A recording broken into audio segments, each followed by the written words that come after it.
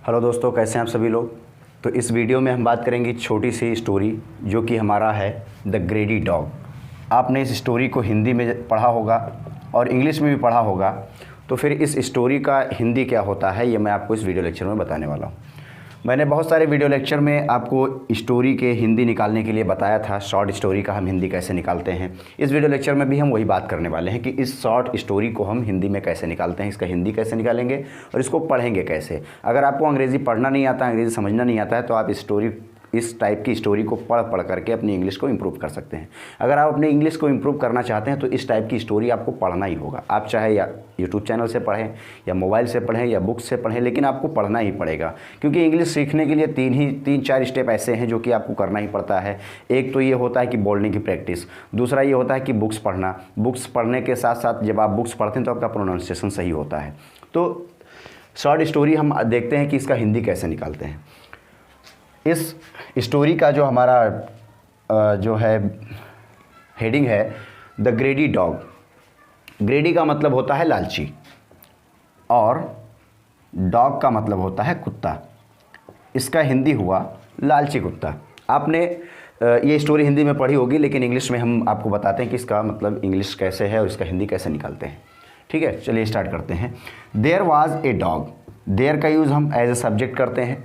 इसका मतलब हुआ was a dog. A dog माने एक कुत्ता, वाज माने था। देयर का कुछ मतलब नहीं होता है। जब देयर पहले आ जाए सब्जेक्ट में, उसमें सेंटेंस में, तो इसका कोई मतलब नहीं होता है। सिर्फ हम एज ए सेंटेंस को कंप्लीट करने के लिए यूज़ करते हैं। यानी एक कुत्ता था। That was very hangry. That माने जो, यहाँ एज ए कंजक्शन इसका यूज़ हुआ है, तो यहाँ पर हम दैट का मतलब लिखेंगे जो बहुत भूखा था। That was very hungry.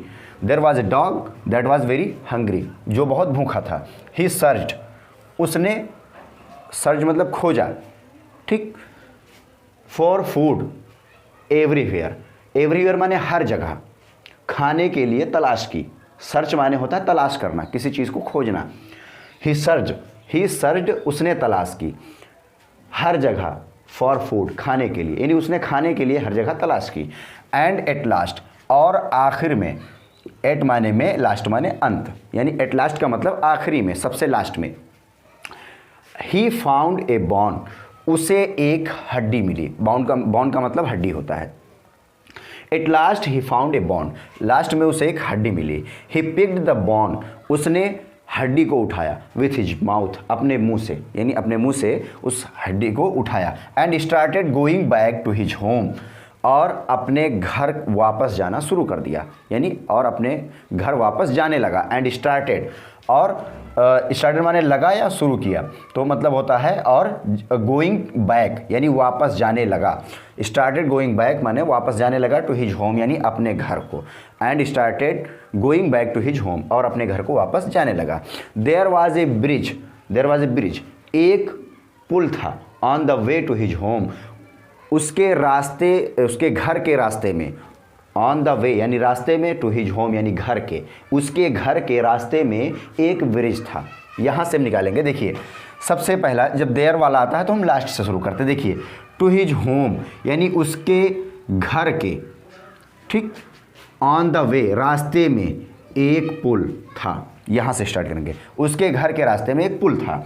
When he started crossing मतलब पार करना। क्रॉस माने पार करना, ठीक है। व्हेन माने जब उसने, ठीक, जब उसने, ठीक है, उसे, इट माने उसे, पार करना शुरू किया।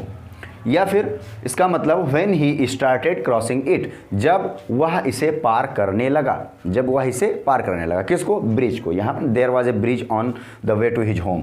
When he started to crossing it, जब वह उसे पार करने लगा।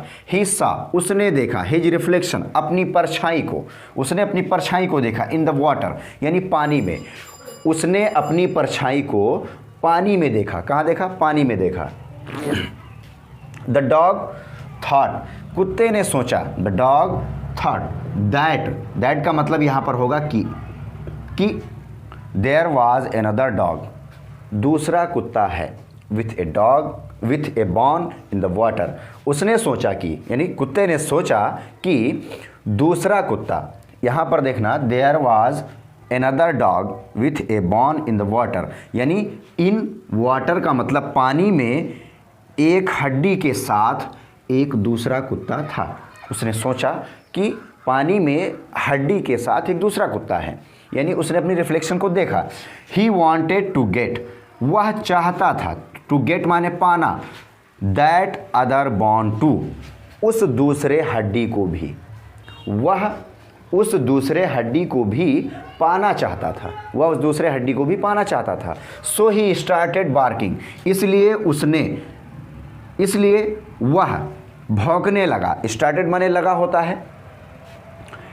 सो ही स्टार्टेड बार्किंग, इसलिए वह भौंकने लगा। एट हिज ओन रिफ्लेक्शन, और एट हिज ओन, ओन माने खुद के, रिफ्लेक्शन माने परछाई पर। हिज ओन रिफ्लेक्शन यानी उसने, वह जो है भौंकने लगा अपने खुद की परछाई पर। उसने अपने आप को पानी में देखा था तो उसने भौंकना स्टार्ट कर दिया। फिर his bone fail in the water, in water, उसकी हड्डी पानी में गिर गई। हिज बोन, हिज माने उसकी और बोन माने हड्डी, फेल माने गिर गई, इन द वाटर यानी पानी में गिर गई। एज सून एज का मतलब होता है जैसे ही, जैसे ही ओपेंड हिज माउथ, उसने अपना मुंह खोला। As soon as he opened his mouth, जैसे ही उसने अपना मुंह खोला। द ग्रेडी डॉग, लालची कुत्ता, लॉस्ट हिज बॉन, लालची कुत्ते ने अपनी हड्डी खो दी। ये हमारी हिंदी है इस शॉर्ट स्टोरी का। और इस स्टोरी में आपने देखा कि जो है इसका हिंदी क्या होता है और इसको पढ़ने का तरीका, हमने इसका हिंदी एक एक वर्ड आप कैसे निकालते हैं ये आपको पता हो गया। तो ये हमारी शॉर्ट स्टोरी थी और इस वीडियो लेक्चर को हम यहीं पे ख़त्म करते हैं। Thanks for watching this video.